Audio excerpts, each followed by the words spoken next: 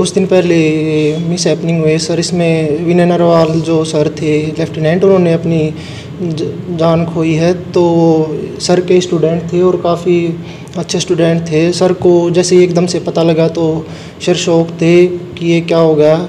तो सर ये अनबिलीवेबल था ये, मतलब इसके बारे में सोच भी नहीं सकते थे। तो इसके मतलब बस वर्ड ही नहीं है सर इसके बारे में कहने के लिए। आंखें नम हैं और सर बिल्कुल डिप्रेस्ड हो रखे हैं इस चीज़ को देख के कि ये क्या चल रहा है हमारे देश में। और सर ये अकॉर्डिंग टू मी सर ये इंटेलिजेंस की वजह से ही हो सकता है, और ना मतलब सब कुछ इतनी सिक्योरिटी है, BSF है, CRPF है, आर्मी है, सब कुछ है, पर लेकिन फिर भी ये किस वजह से आप आ रहे हैं यहाँ पे, तो क्या रीज़न है। तो इसकी गहराई से जांच होनी चाहिए और इसका बिल्कुल तह तक जाके इसका पता लगाना चाहिए। जो हमारे इतने 28 व्यक्तियों ने जो अपनी जान गंवाई है, और विनय नरवाल थे ये, तो मतलब यहीं से सब कुछ किया था और मतलब इतने अच्छे सिंसियर थे। आप तो भी यहाँ पे पढ़ रहे हैं, वो भी पढ़ के गए। जी सर, बिल्कुल सर, वो हमारी इंस्पिरेशन थे बिल्कुल कि इतनी यहाँ पढ़ के इतने बड़े लेवल पे अचीव किया, तो सब कुछ सर की वजह से ही था। तो अभी जैसे ही पता लगा इस खबर का तो सब शौक हैं सर, मतलब बता नहीं पा रही कि कैसे क्या हुआ सर। अभी भी जो है वो मेमोरीज़ जो है बिल्कुल वैसी ही हैं जैसे कि वो जब हमारे बीच में था। मुझे अभी भी याद है लगभग 2014 में वो और उसकी सिस्टर जो सृष्टि हैं, ये लोग मेरे पास आते थे पढ़ने के लिए। फिर 2016 में इन्होंने +2 की और उसके बाद कंपटीशन की जब तैयारी कर रहे थे तो टाइम टू टाइम ये लोग मिलने आते थे मुझे, दोनों बहन और भाई। और विनय नरवाल की अगर पर्सनैलिटी के बारे में बात बताऊं तो वो अक्सर सोचता था कि सर मैं सिविल सर्विसेज में जाऊंगा या SSC की तैयारी करूंगा। तो आई यूज़ टू टेल हिम यार, जो तुम्हारी पर्सनैलिटी है, जो तुम्हारे अंदर डेडिकेशन, डिसिप्लिन और डिटर्मिनेशन और जो आप ओवरऑल बिल्ट है, फिजिकल एंड मेंटल मेकअप है, ये would be N armed forces officer. और वो लड़का जब भर्ती हुआ फिर ही इन्फॉर्म हुई कि सर हो गया। तो ट्रेनिंग के बाद भी उसने मुझे फ़ोन करके बताया। तो ये अनबिलीवेबल है कि हमारा बच्चा जो है वो हमारे बीच में अब नहीं है। सिर्फ यादें रह गई हैं कि लेफ्टिनेंट विनय हमारे बीच में हुआ करते थे, और इसने सारे मुल्क को दुख की वजह से एक कर दिया है। सारा देश हमारा इस वक्त इमोशनली शैटर्ड है, और हम लोग वेट कर रहे हैं कि उस वक्त का कि जब वो लाशें मिलेंगी उन दरिंदों की जिन्होंने हमारे 28 लोगों को मारा है, इंक्लूडिंग लेफ्टिनेंट विनय नरवाल। तो विनय नरवाल के साथ मेरा रिश्ता जो सर हार्ट टू हार्ट था, क्योंकि आमतौर पे जो बच्चे मुझे थोड़े से भी डैशिंग लगते हैं तो मैं उनको कहता हूँ यार या तो सिविल सर्विसेज की तैयारी करो या फिर आप आर्म्ड फोर्सेज में जाइए, या देश के लिए कुछ करो। देश में रह रहे हो तो देश के लिए सबसे बढ़िया सेवा जो है वो आप आर्म्ड फोर्सेज से कर सकते हैं। तो क्या इंग्लिश वगैरह यहाँ पर सर ही used to come for English. हमारे यहाँ सिर्फ इंग्लिश नहीं पढ़ाई जाती, बच्चे को नज़दीक से समझते हैं हम लोग, करियर गाइडेंस एंड काउंसलिंग करते हैं, और पर्सनैलिटी, सोच विचार के बेस के ऊपर उसके बच्चे की जो पर्सनैलिटी है, जो कर सकता है उसकी क्षमता के हिसाब से।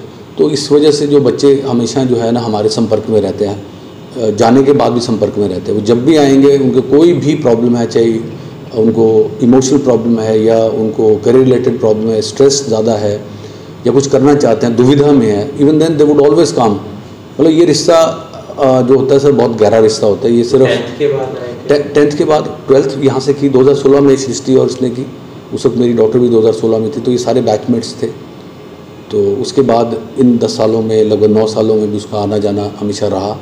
And he used to inform me कि सर मैं ये कर रहा हूँ और आपने जो रास्ता बताया था मैं उस पर चल रहा हूँ। और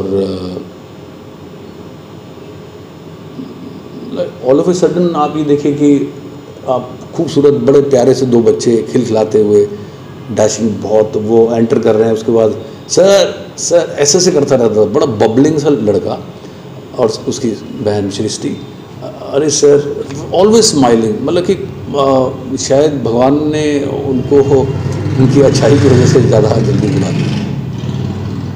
थोड़े दिन पहले ही शादी हुई।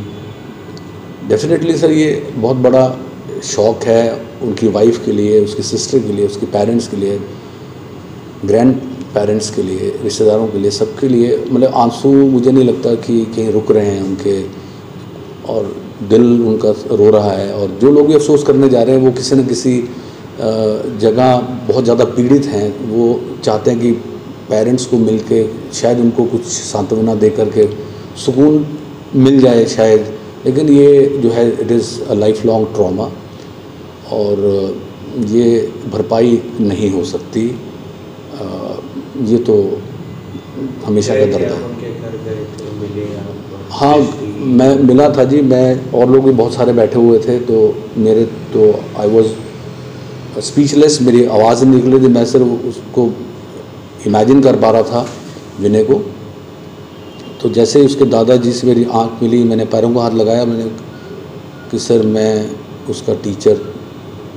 मेरे टीचर बोला अरे बैनर्जी, और रोने लगे। अरे बैनर्जी आपका तो बहुत आपसे प्यार था उसको, हम कभी हमेशा खुश होते थे कि यार बैनर्जी सर के पास जा रहा है, जा चला जा।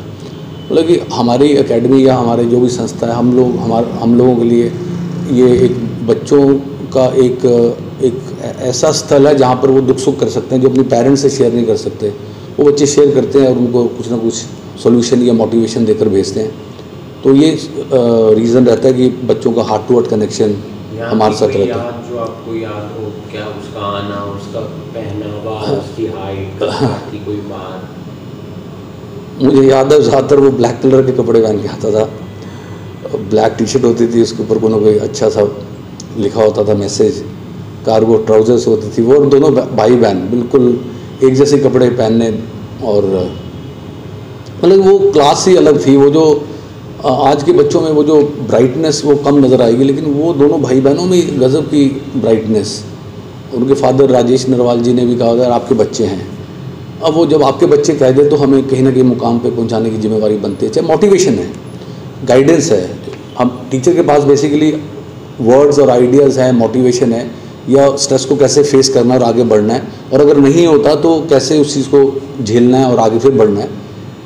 क्योंकि आप कभी हारते नहीं, आप पीछे सीखते हैं। तो ये चीज़ हम सिखाते हैं उनको। फिर भी इनको हम शैडो की तरह, साई की तरह पीछे रहते हैं कि कोई बच्चा कमज़ोर होता है इतना कि मन से कि कोई कुछ भी कदम उठा सकता है, तो भी कोशिश ये रहती है कि यार इन टच रहिए, यार कोई दिक्कत आए, मन में विचार नेगेटिव हैं तो मुझे बता देना फ़ोन पे, यार हम अवेलेबल हैं। अब ये चीज़ें जो है, ये इस टाइप की जो एश्योरेंस है मिलती है बच्चों को, वो उनको लगता है कि यार कोई है हमारी जो परवाह करता है। तो ये ऐसा बिल्कुल सर, वो रादर यहाँ दोनों भाई बहन आए भी थे इन्फॉर्म करने के लिए कि सर हो गया जी, कॉन्ग्रेचुलेशंस।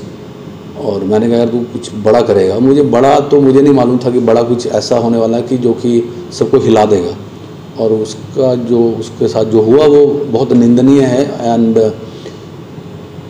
मैं वॉर्न करना चाहता हूँ उन टेररिस्ट को जिन लोगों ने निहत्थे लोगों के ऊपर। आपकी लड़ाई आम लोगों के साथ नहीं है, आपको सिस्टम से लड़ाई है। अपने लेवल पे जो बात करनी है आप करिए, लेकिन निहत्थे लोगों को इस तरीके से मारना, मैं ये समझता हूँ कि उस लड़के के पास बंदूक होती है, या अकेला भी अगर 4-5 हाथापाई 4-5 को आराम से मार देता, इतना स्ट्रॉन्ग था, लड़ने का मौका ही नहीं दिया उसको। और ये इस टाइप की जो धर्म की बातें करना, देश को तोड़ने की बातें करना, ये इंडिया बर्दाश्त नहीं कर सकता, किसी भी हालत में बर्दाश्त नहीं होगा।